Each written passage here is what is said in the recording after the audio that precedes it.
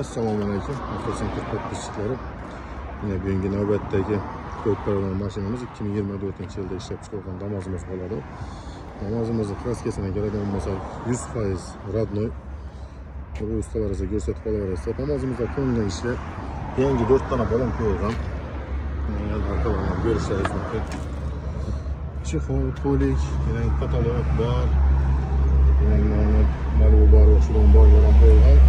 Kilometrine göre olmasak maşinamızda kilometre yürüyen mesafesi 45.000 kilometre yürüyen.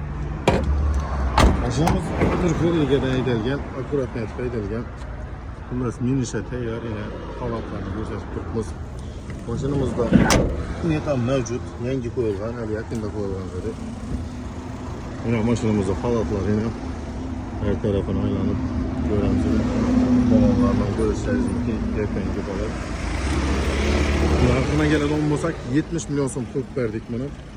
Görünler şaşırtlarına arzanlarda kök verdik. Menzilimiz Avtocenter salonumuz Anka yolunda Kapital Bank 9'dan aşağı yine. Gelevereste her kültürdeki maşinlerimiz var.